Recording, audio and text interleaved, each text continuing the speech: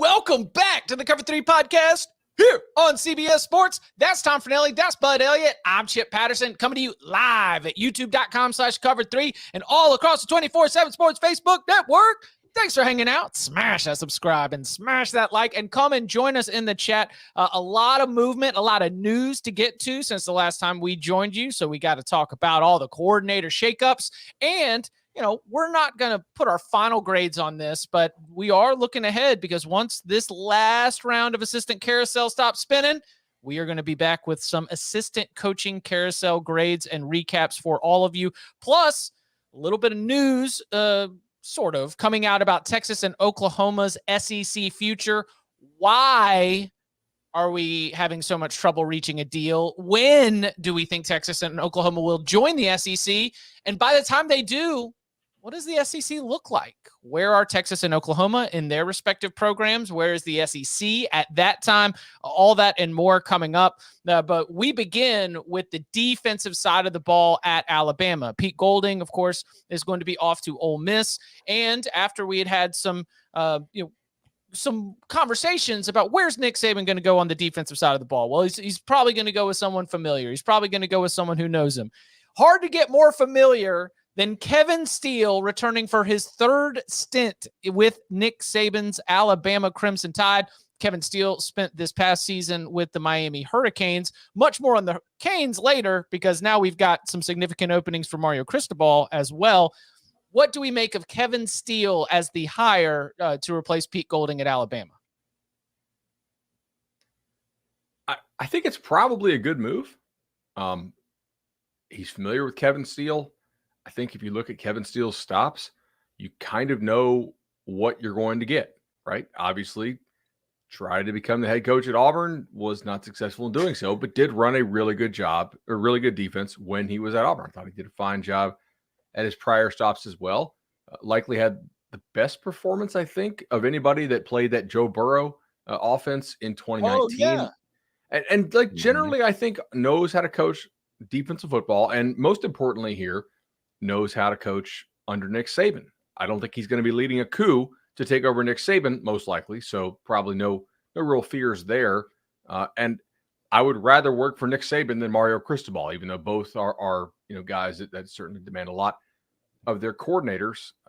But I think it's fairly well accepted out there that he probably wanted to hire Jeremy Pruitt, but either didn't or couldn't, some combination thereof.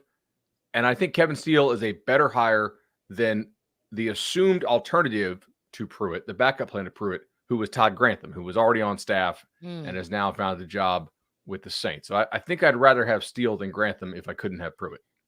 Yeah, I think that as far as defensive coordinators go, Steele's a perfectly fine hire. He's been doing it for like 40 years. He's been at Alabama now. This is his third stint. Don't really have any questions. I'd rather just do crazy conspiracy stuff here. Is Steele still working for Auburn and this is part of the coup, or was Nick Saban behind the coup the entire time trying to install Kevin Steele as the head coach at Auburn? Never know. Also, was Steele not Saban's first defensive coordinator hire at Alabama? He was. 07? Yes, pretty sure. But then he got moved off of it to linebackers coach. But I'm saying, like, Tom Brady announces his retirement last week. Now there's the whole movement. Oh, come back and sign with New England for a day and retire. Is Kevin Steele Nick Saban's last defensive coordinator at Alabama? And is there a chance, maybe, Jeremy Pruitt was probably, from what you're hearing, may have been the preferred target, but is there a chance this job wasn't as desirable as maybe you would think because coaches aren't sure how much longer they're going to be there with Nick Saban sticking around? Well, it's an interesting question. I guess it depends on what situation you were leaving, right? Pruitt's not leaving a situation that is better than this. I would rather coach Alabama's defense than Miami. Miami's yeah. Right. Like Miami's recruiting well, but I'd still rather have Bama's talent. Not a huge fan of Todd Grantham's track record. So I guess it just depends on who else you might hire. But that's my point. Look at the three names that have been closely connected to this gig. You look at what he has done at Alabama, as far as the offensive coordinator side. I mean, I know some Alabama fans will get to it shortly, aren't completely sold on Tommy Rees. But typically, when you look at the coordinator hires he's made, they've tend to be pretty solid hires. Then when you're hearing the names that are floating for Alabama's defensive coordinator position, and again, I think Kevin Steele's a good defensive coordinator. I think Jeremy Pruitt would have been a good defensive coordinator. Todd Grantham was good at blitz. But other than that, it was like, where were the hot young names that you would expect to be like, ooh, I get a chance to go be the defensive coordinator for Alabama and take over that kind of talent and maybe further my career and get myself a head coaching job out of this somewhere? Why weren't those names interested in the gig? Or was Saban just not interested in hiring those guys? That's a really good question. So if we had done this show last year and said, hey, it's the end of 2021, predict what Bama's going to have to do at the end of 22 since Golding is going to move on, I think I would have told you Doug Belk, who did a really good job with Houston, had worked under Nick Saban, had been in that system. But Houston this year took a major step back defensively. Now, part of that, they lost 6 starters in the span of a week to injury, and that really it seemed to correlate as they gave up like 70-something points to SMU. But that's a hard sell, right? A guy who has not been a D coordinator for that long, and they were one of the worst defenses in the American this year. But maybe that's one. Obviously, Jim Leonard would be the one where it's like but it's not Saban's tree, right? Like Saban's going to want to run Nick's defense. I think he's more open to doing different things offensively, right? Like he's never really brought in somebody defensively that doesn't run what he runs for the most part. Like even with Golding, they kind of try to marry the two styles. I'm a little surprised they were not able, and I don't know if they went after him, but I would probably say, like, do you like Muschamp as a DC? Do you like Scherer as a DC? The Georgia's guys, right? But they got a pretty good thing going in Georgia right now. So I do think that being the defensive coordinator for Kirby Smart right now is a better job than being the defensive coordinator for Nick Saban at Alabama, because your talent is comparable and your runway is longer. And to answer your first question, Tom, if we were like placing bets, I do think Kevin Steele is the last defensive coordinator hire that Nick Saban will make. I think the familiarity allows, Saban to not stress. Like if they're underperforming, then he might make a change, but he at least knows that he doesn't have to explain something twice. All right. He doesn't have to come back and keep tabs on Kevin Steele to make sure that he's following everything. So it's almost like a move that allows Saban to free himself up to focus on the things that he thinks isn't working, which probably includes the offensive side of the ball. One more question here before we get there. So Kevin Steele, based on his long track record throughout the SEC, throughout the South, I always associate him as being a good recruiter, but then I went to his 24/7 profile and understand that sometimes a little bit difficult, who's going to get the primary, who gets credit for a recruit. So I guess, like, Bud, what is the recruit? Is Kevin Steele one of those guys that you can put a check mark by him, like knows how to recruit the big dogs in the SEC? This is not going to be a place where we see any drop off, because Nick Saban could have 3 more years. I mean, there's still the importance of stacking class after class, as the Crimson Tide did just lock down the #1 class in the country last Wednesday. All right, so Kevin Steele for a long time was known as a really strong recruiter. Like even back to the days when he was an assistant for Bobby Bowden. I don't think he was quite as good of a recruiter at the end of his time at Auburn. And this year, I was just listening to the Through the Smoke podcast from Inside the U, our 24/7 Sports Miami site, and they said they really could only credit him as the primary recruiter for one player in Miami's class. So I think it's an open question as to whether he still has the same recruiting chops that he once did. I mean, how old is Kevin now? He's got to be a good bit older. Yeah, I mean, he's not 45 anymore. He's 64. That doesn't mean you can't do it, but he's getting up there in age, and most of our top recruiters out there are not in the mid-60s. I think Kevin Steele is a perfectly fine, acceptable hire. I do believe he's the last defensive coordinator that Nick Saban will hire, and making this move allows Nick Saban to focus all of his energies in places other than checking after his defensive coordinator. I did think about the fly sweep. I know that's disrespectful. I'm sorry. I was thinking about Kevin Steele, and one of our editors reached out. He was like, let's really build this out. Let's think about the whole Rolodex. I mean, this guy was a head coach at Baylor. Didn't go well, but he's been an interim coach twice. Auburn obviously was a little bit of a different scenario where you're actually a coach versus just sort of babysitting the program as he did for Tennessee in between Jeremy Pruitt and Josh Heupel. but he was defensive coordinator as Tavon Austin ran the fly sweep into the end zone for 5 first-half touchdowns and a 70-33 loss to West Virginia for the Clemson Tigers back in the Orange Bowl. So, this was an internet moment too. Like, I guess the offseason, can we do this for a minute? So if you're a young listener out there or young viewer and you don't remember this, it was Holgo at West Virginia. They had some real studs on offense, and Clemson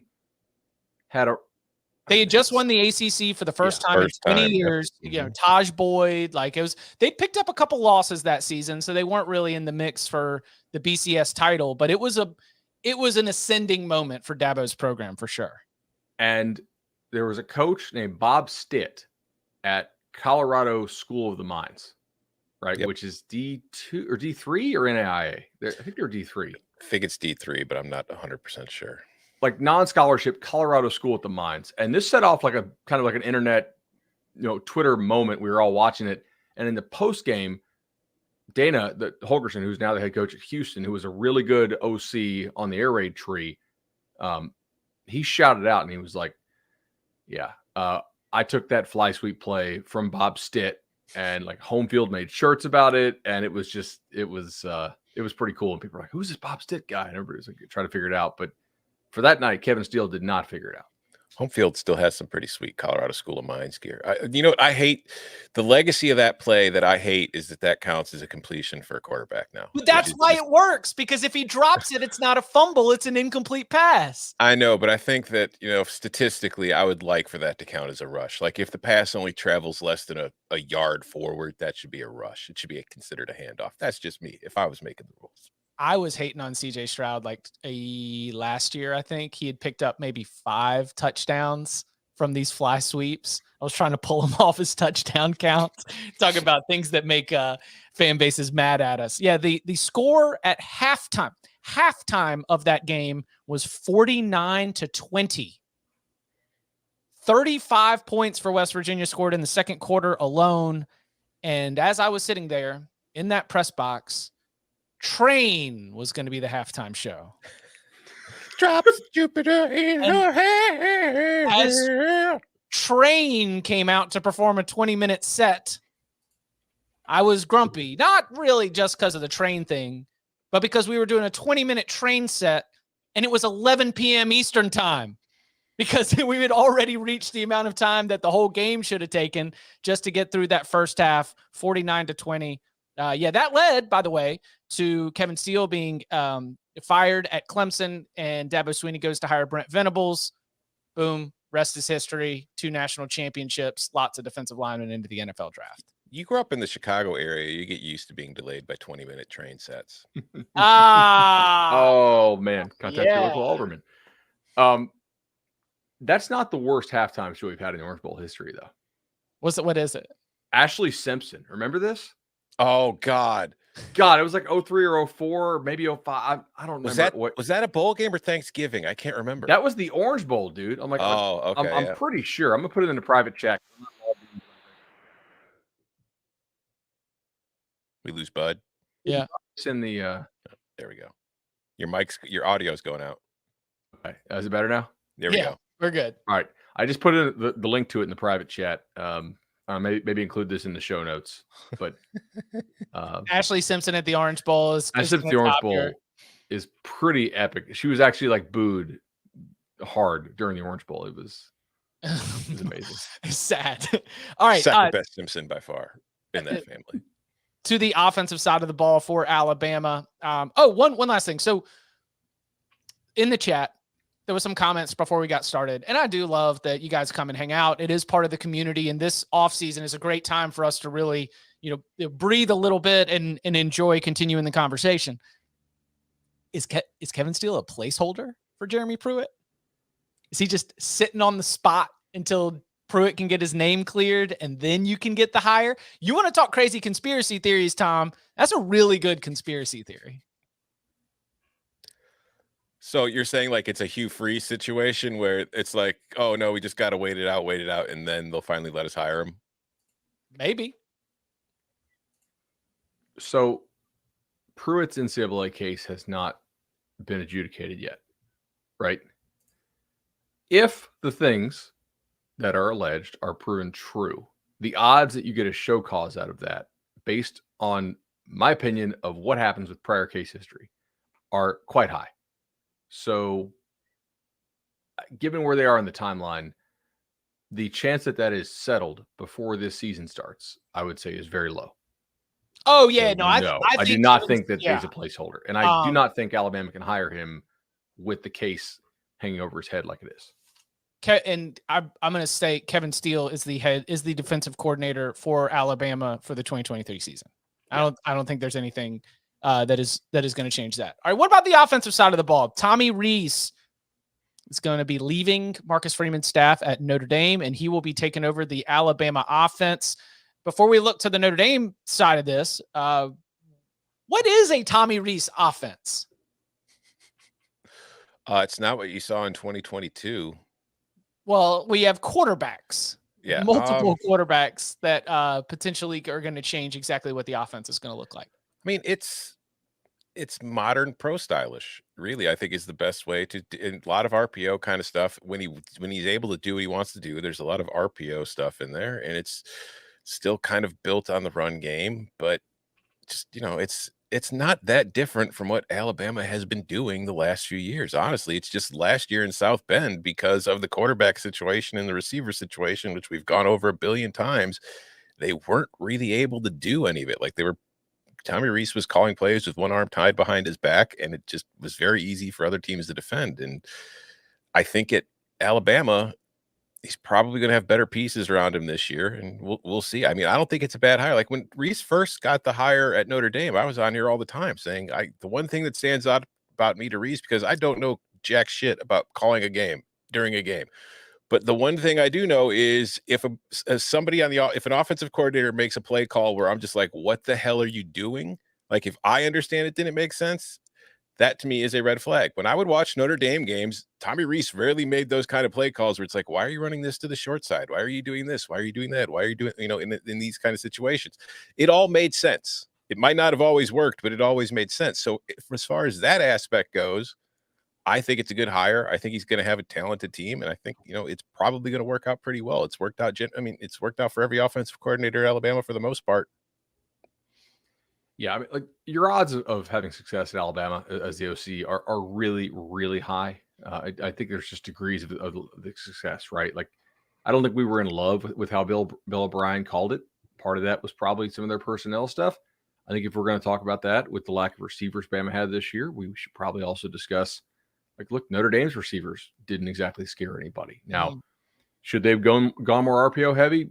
Maybe, possibly. But like that, a way to to combat that is we're playing a lot of man, which I think teams got a lot of those looks against the Irish because they weren't really scared of what Notre Dame had out wide. And then you also had a quarterback injury very early in the year. So I want to take like the inputs of the market here. So Brian Kelly, who we consider to be a very good head coach, and Nick Saban, who we consider to be the best head coach of all time, have now both pursued this guy. Mm-hmm. Now, he wasn't Saban's first choice, obviously, but I think that does tell me something. Like, he wanted Tommy Rees to come with him to LSU, Brian Kelly did. And obviously Saban has now hired him. So he has to think highly of him. They must like what he does schematically. And, we'll see. Like, does Notre Dame's offense improve with a different play caller there?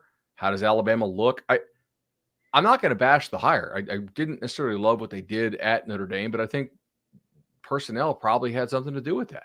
We've talked to different coaches who played Notre Dame this year that basically said their receivers sucked and they didn't scare us at all, and we played them in a disrespectful manner because of that.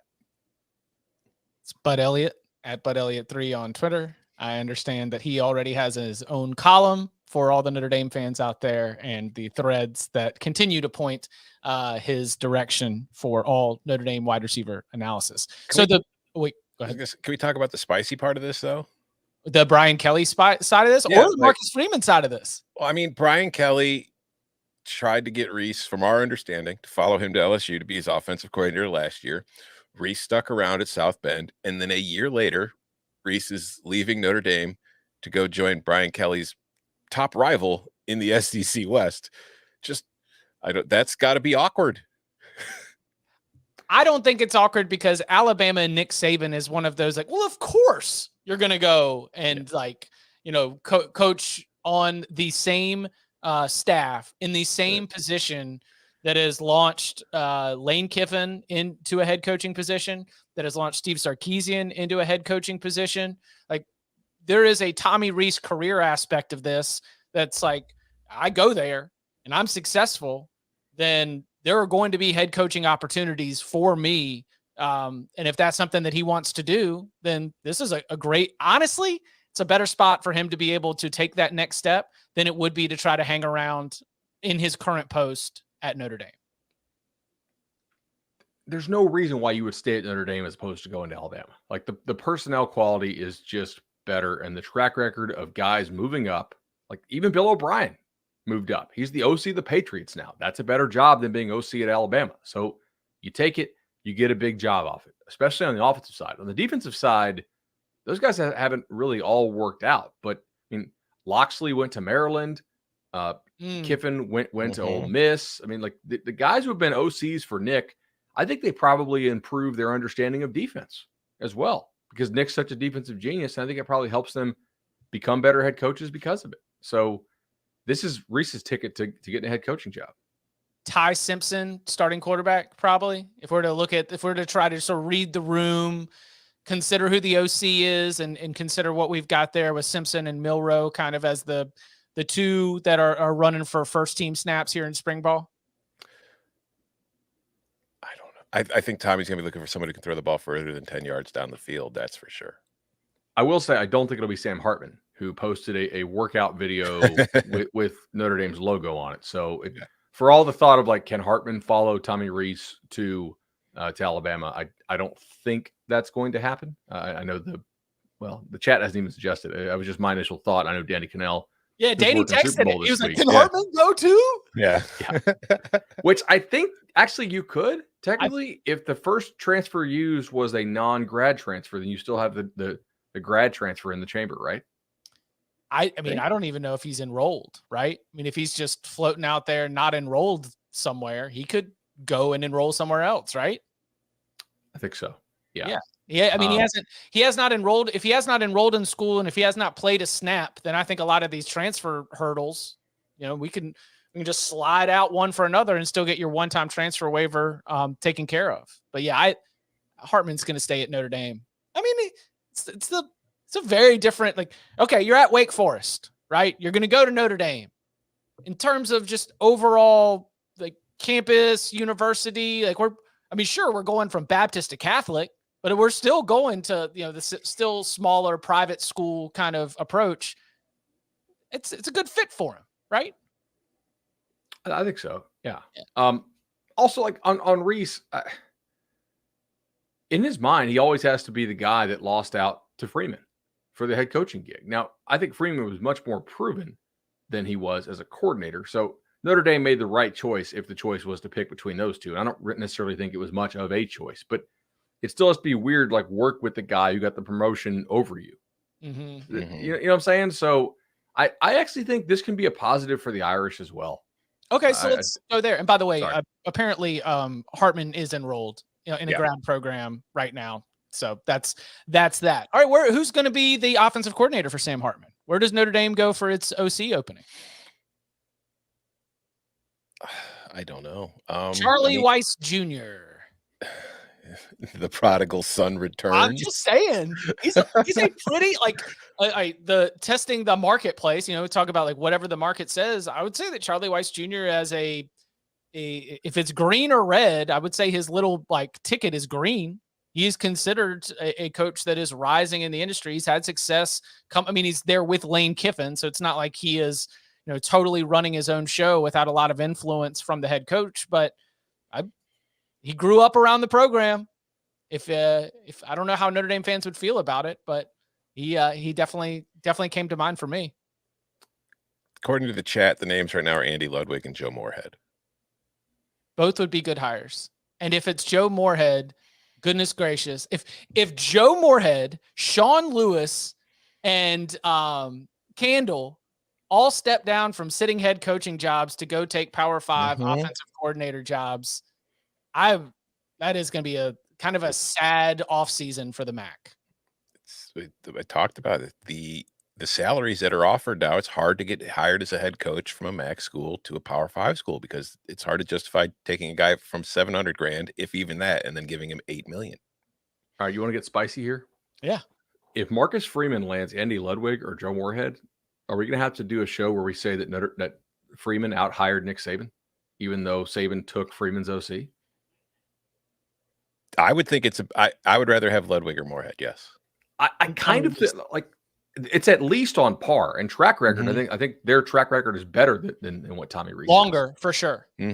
Now the thing is, if you go work in Tuscaloosa, it's very well reported at this point that you have to like use Nick's terminology and run, the Alabama offense, which can have a lot of elements of what you want to run, but it's going to be like, hey, we run mainly this stuff. You could run your flavor of this stuff. The terminology is going to remain the same, which is something Saban actually did that was smart for a while because he had so much coaching turnover. He didn't want kids have to learn new terminology 3 times in their 4-year career. But I wonder if you have more freedom to run what you want to run under Freeman. I would assume you are going to have. I don't know what Marcus Freeman's individual approach is to the offensive side of the ball, but you've got more. I'm just going to recklessly speculate that you've got more freedom to do things your way under 130, 129 FBS head coaches than you do when you're stepping into Nick Saban's Alabama coaching staff meeting room. It's a lot of yes, sir, and I'm on it. That kind of stuff. That's what I expect. So Joe Moorhead or Andy Ludwig. Andy Ludwig would be a bad loss for Utah and a great hire for Notre Dame. Any other names out there that stand out? It's the typical message board stuff bringing up Joe Brady, but Joe Brady's not coming back to college. He's just not. Does he want to recruit? No. Right. The man probably could have had any college head coaching job he wanted after what he did at LSU, and he just said, no, I'm going to the NFL later, guys. Yeah. I do think that an important part of this hire will be quickly establishing the relationship with CJ Carr, Lloyd Carr's grandson, who is committed to Notre Dame. He's a top 5 quarterback for us right now in our rankings at 24/7 Sports. Like, I think he's a good player. Again, early rankings they're very volatile, but we feel good about him as a player. So that is an important thing because the Irish obviously did not hang on to their chances for Dante Moore this cycle. And don't we give Freeman some credit for that recruiting win? I mean, I'm just going off of a lot. I'm going off a lot of CJ Carr shared photos of him and Freeman. Right? It seems like Freeman spent a lot of time locking it down. The grandson of one of the most successful Michigan head coaches in program history. I mean, name me a successful program at the nationally elite level where the head coach is not the best recruiter on the team or damn near it. Kirby's a hell of a recruiter. Nick is still a hell of a recruiter. I think Ryan Day is actually a pretty damn good recruiter. Harbaugh is kind of such an interesting dude that and we've also discussed at length that Michigan is at the top of the sport on the field. Michigan is not at the top of the sport in the recruiting rankings. I think Harbaugh is kind of like PJ Fleck in either you vibe with him or you very much don't. And if you do vibe with him, he's a very good recruiter.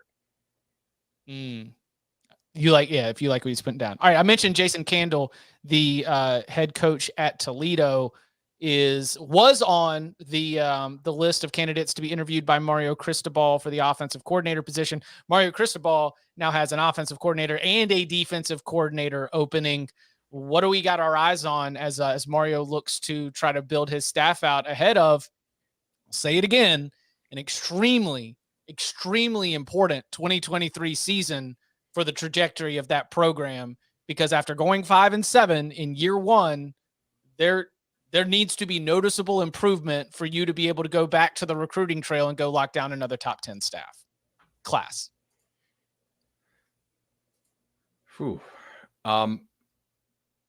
Tom, you got any ideas on this one? Because defensively, I kind of have a hunch, but I don't have any idea who's going to be the offensive coordinator. I don't know how we've talked about this. I don't know how attractive the job is. I don't know who wants to be the offensive coordinator for Mario Cristobal based on the track record of offensive coordinators for Mario Cristobal.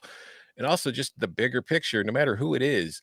I understand that Miami had a rough season in the first year, going 5-7. But losing both your coordinators after 1 year is very seldom a good thing, whether you're pushing them out or they're choosing to leave on their own. There's really no way to spin it as this is fine. This is great. Everything's going to be wonderful. I don't think it's a good sign. It doesn't mean they can't overcome it. It doesn't mean that Miami can't win under Mario Cristobal or won't win under Mario Cristobal. It's just if I'm a Miami fan right now, I'm a little worried.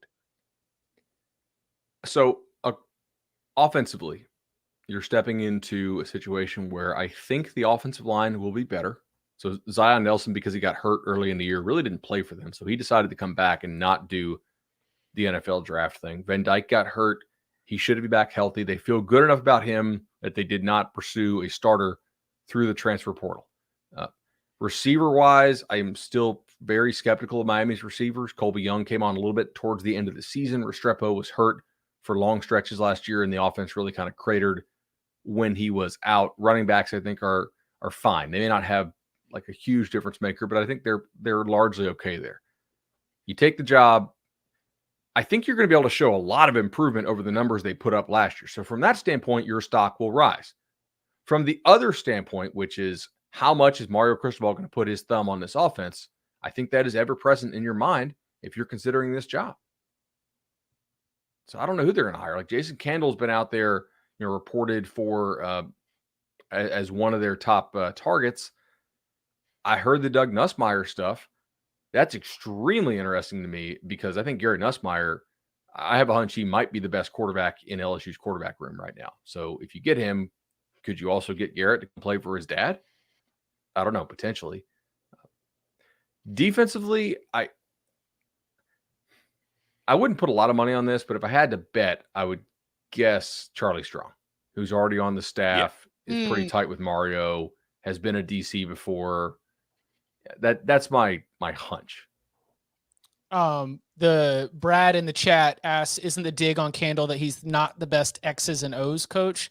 I generally think that Toledo's offenses have been pretty good. The dig on Candle is that he can't cover a spread as a favorite. And their game extremely management is gambling. atrocious. Yeah, it's like an extremely gambling centric angle. Yeah. Like if I'm a fan of a team, I am not frustrated by the hire of Jason Candle as an offensive coordinator, but understand that, to my knowledge, most of that smoke is from gamblers who are just so frustrated at this Toledo team that because of game management and other issues seems to be underperforming its models and its projections in a very consistent manner. They underperform their talent all the time. Like that team should run the MAC every year, and it doesn't. But they did just win. They did just win. And that title game, boy, it was ripping fingernails off to get through it. But they found a way to get that 17-7 win against the Ohio Bobcats. Another little bit of assistant coaching carousel news. Bill O'Brien is not the only assistant coach that is going to be off to the NFL to join the New England Patriots staff, because Adrian Klemm, who was previously serving as the associate head coach, run game coordinator, and offensive line coach at Oregon, will also be going back to the Pats. Obviously, he's got his own history with the Pats. Another situation where if I'm looking at the individual, I'm like, okay, yeah, it makes total sense. If I'm looking at Oregon, which already lost its offensive coordinator in Kenny Dillingham to Arizona State, listen, we gave Dan Lanning's getting all the flowers here in the offseason in terms of what he's done with some transfer portal work, with what he's done with some big time recruiting wins, both in December and in February. So does this feel like a significant loss for the Ducks?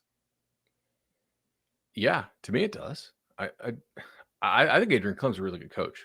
So and Oregon played really good this year along the offensive line.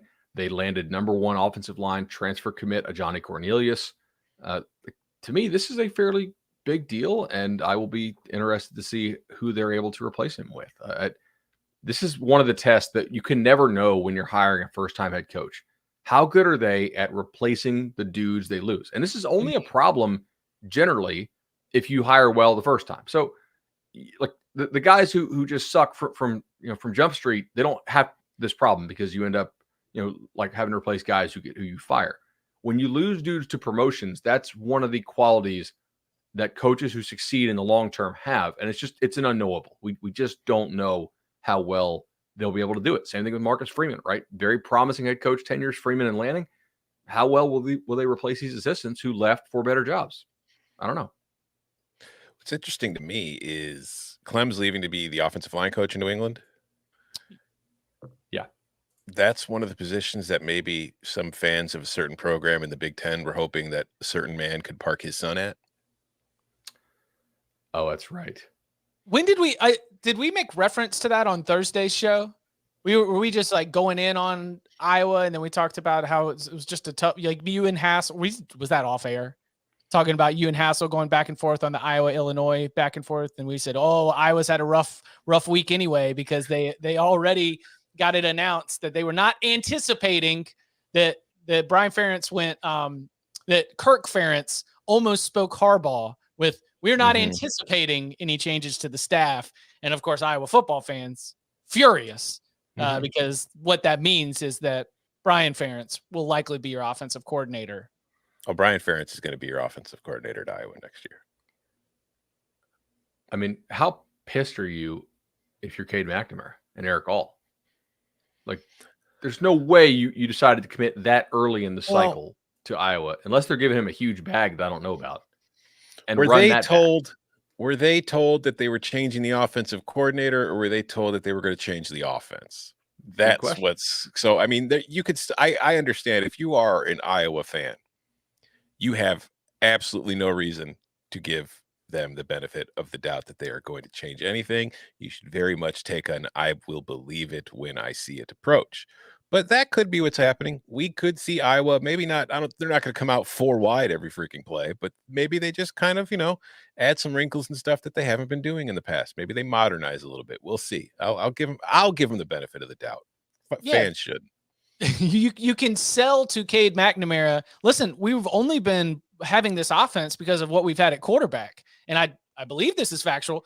Iowa has not had a quarterback with the raw talent or the projection or potential of Cade McNamara in quite some time.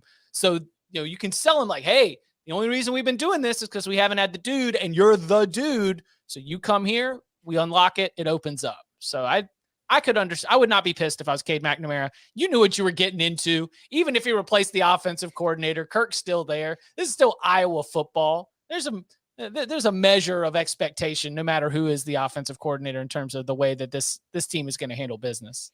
They have no leverage over him. His contract is like a Mel Tucker or Jimbo contract, right? It's just so big that there's no way you could possibly buy it out anytime. And what are they going to say? No, like we're going to make you make a change. He'll be like, cool, fire me, pay me. I'm not firing my son. Yeah, because the hope was that Brian would get rehomed along with Bill O'Brien, and then all of a sudden, it's not a firing, so you don't have any frustration at family dinner, and now you can go and make a hire that would lead to other changes. So yeah, that news came out, I guess, as part of the signing day press conferences. We do not anticipate any changes to the staff. Well, Brian Ferentz to Miami.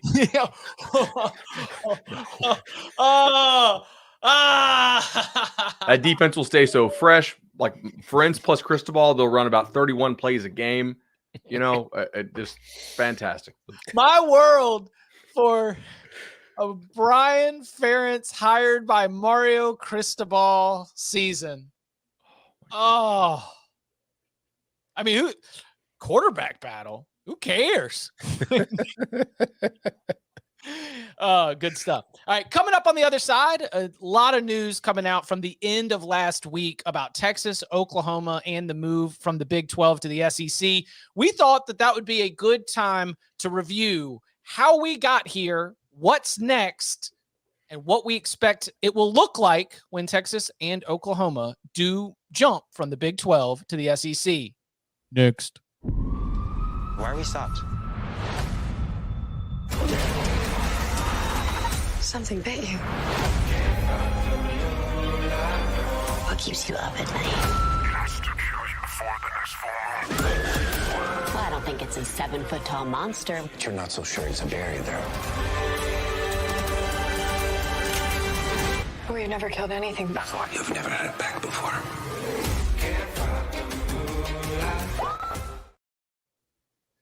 The Big 12 SEC Texas Oklahoma story. It's been kind of wild. 18 months, 562 days to be exact, since the Houston Chronicle first reported that Texas and Oklahoma had approached the SEC about possible membership back on July 21, 2021.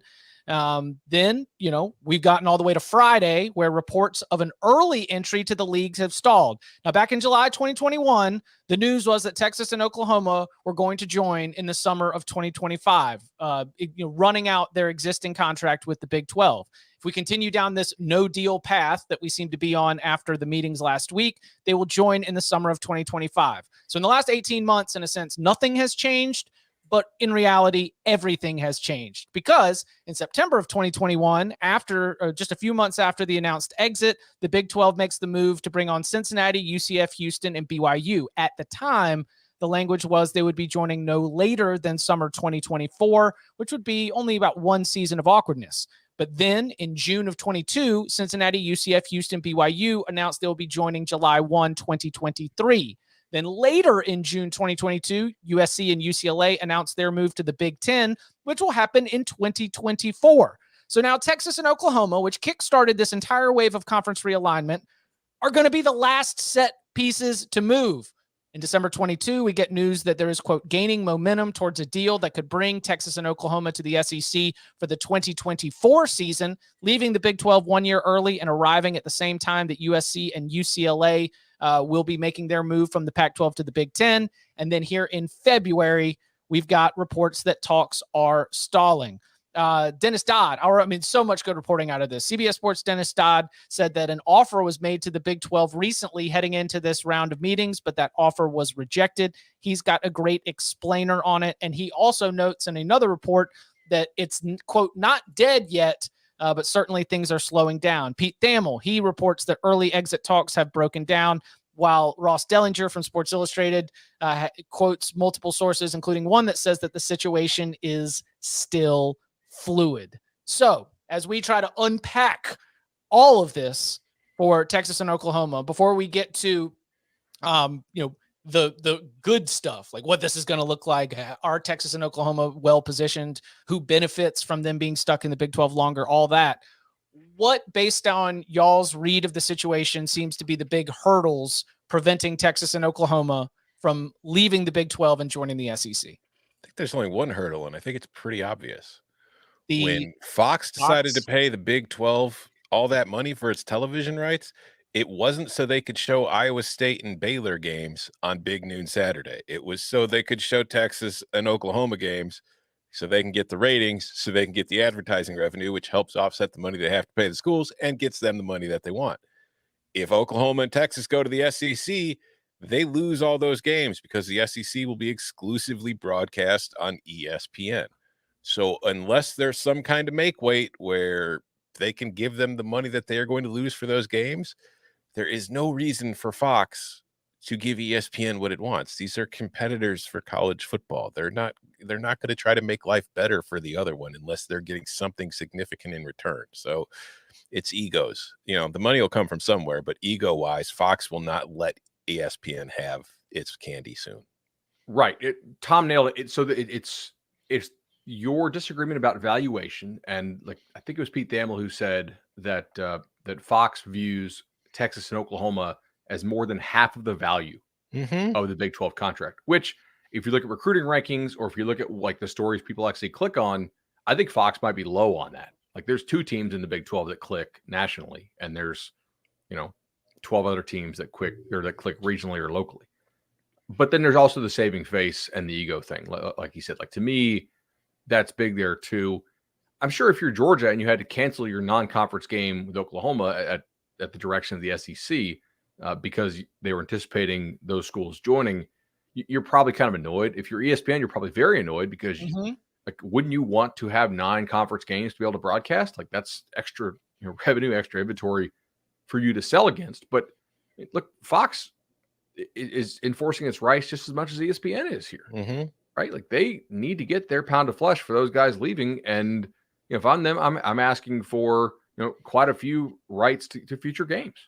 Yeah, there are basically like trades that have been offered. Like the deals that are potentially going on here are between ESPN and Fox, and they involve like this is so much more complicated than exit fees and just that. Like the allowing them out would require a negotiation, allowing them out of the contract a year early, and that negotiation is absolutely being played by the television partners. And so they are like talking about swapping inventory to try to make the price right. And as we sit here in the wake of a blockbuster Kyrie Irving trade, I mean, it's like they keep running the trade machine and the trade is not successful.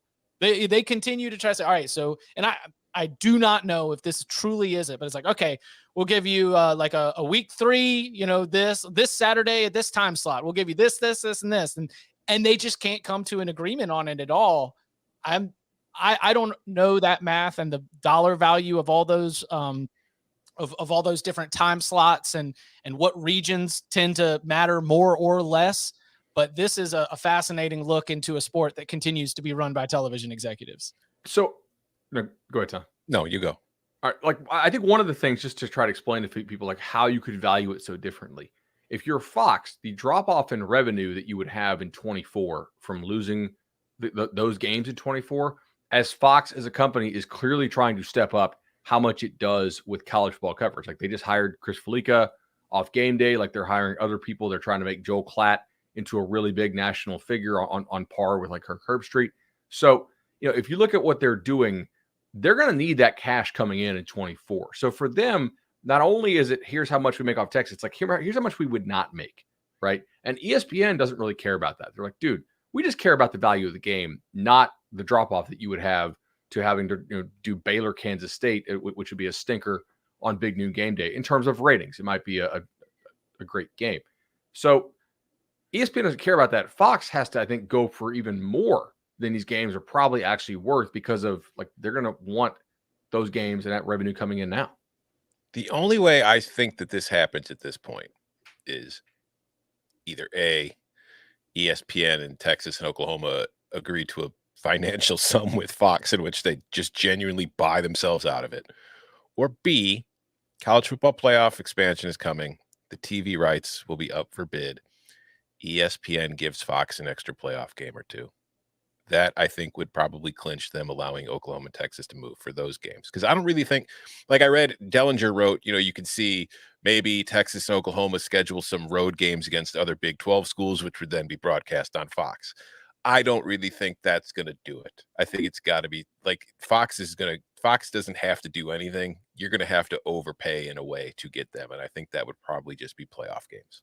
And again, that's like for those of us that are just college football fans looking in on this is why it's awkward. And this is why there is so much momentum to just get us settled, because 2024 is when the SEC is going to be all in with ESPN. ESPN wants to be able to debut its robust SEC package with the new look SEC, including Texas and Oklahoma.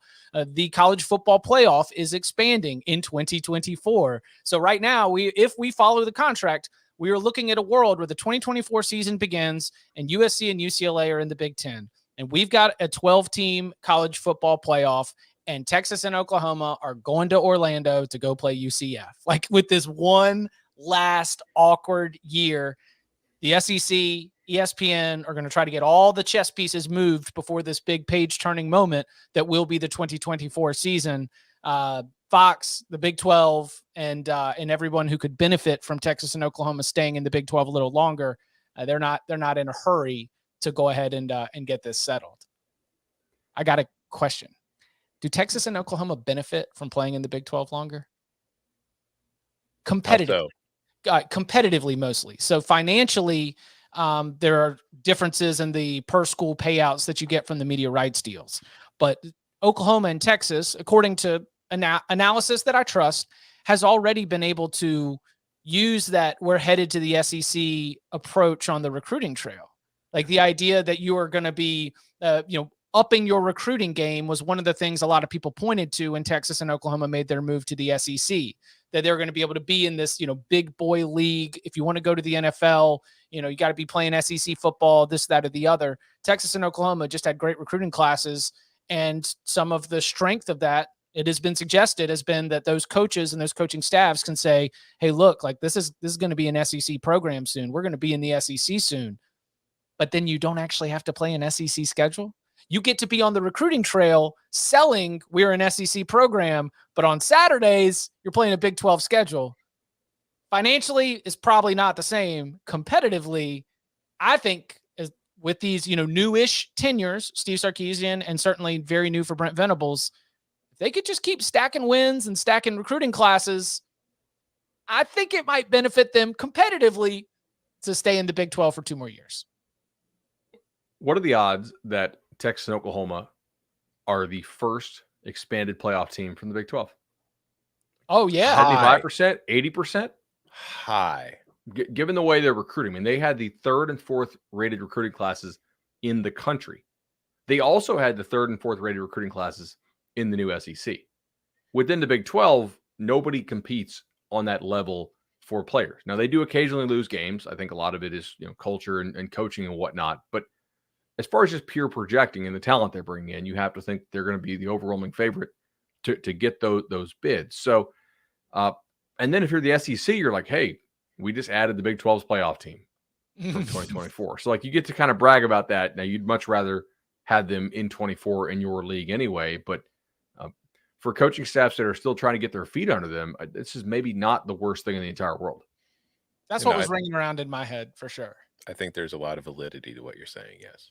So what is it? What the SEC league office, I think, is frustrated. I'm not reporting that, but I think that when you mentioned the getting Georgia to drop its Oklahoma game, there has been a lot of movement within the SEC office that was under the belief that this could get done in time for 2024.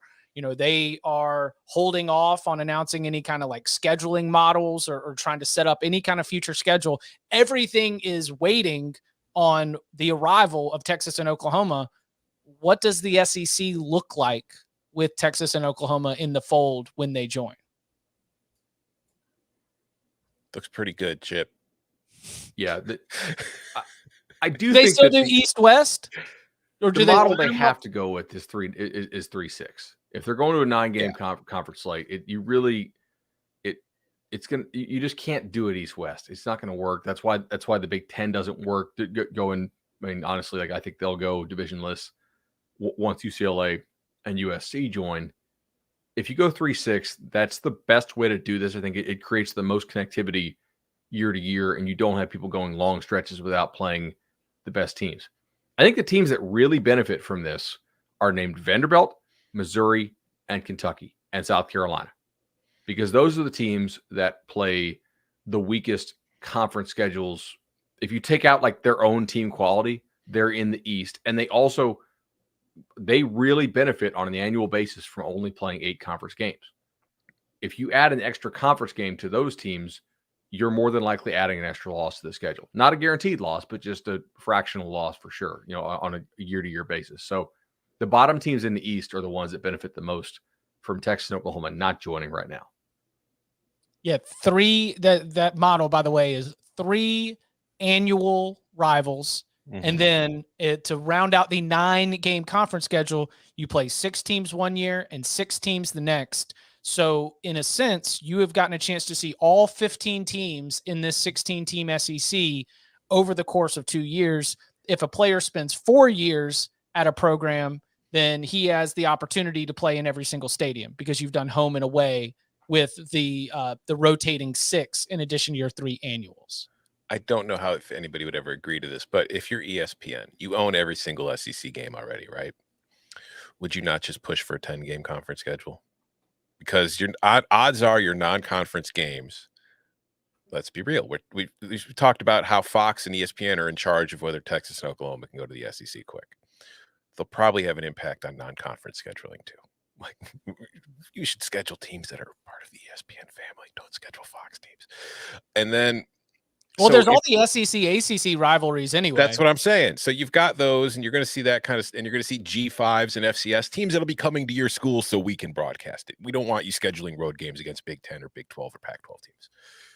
So do you not just push a 10-game schedule at that point if you're ESPN because you own all the rights to all the games anyway?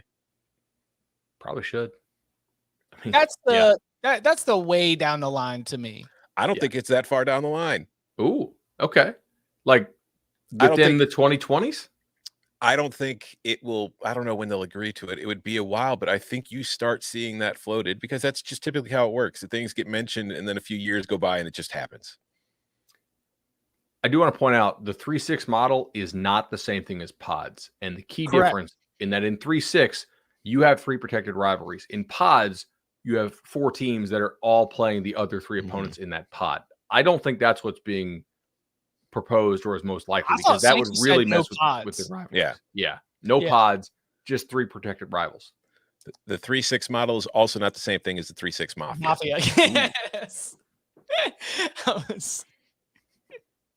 That's awesome. Shout out to Juicy J. All right. Anything? All right, so let's finish on this. When do you think Texas and Oklahoma are joining the SEC? 2025. Yeah, Yeah, 2025. 2025. And I'll go back to my biggest thought here is that if I'm Brent Venables, I would like to have a shot, win the Big 12, or even just make that college football. Making the college football playoff, even as an at-large team, is easier in the Big 12 than it's going to be in the SEC. Mm-hmm. So yeah, will be very interesting. And again, those all of this is coming. If you are just sort of hearing about this story now, there were meetings last week of which the reporting going in was, all right, this is going to be one of the big issues on the table. And the reporting coming out was like, well, things have stalled, talks have broken down.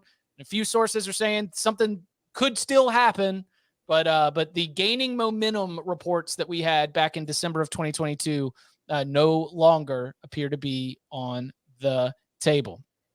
We will be back Wednesday, 11 a.m. Eastern time. So make sure that you subscribe and turn on the notifications, smash that bell so you know when we go live. And you can follow him on Twitter at Tom Fernelli. You can follow him at Bud Elliott 3. You can follow me at Chip_Patterson. Gentlemen, thank you very much. Thank you.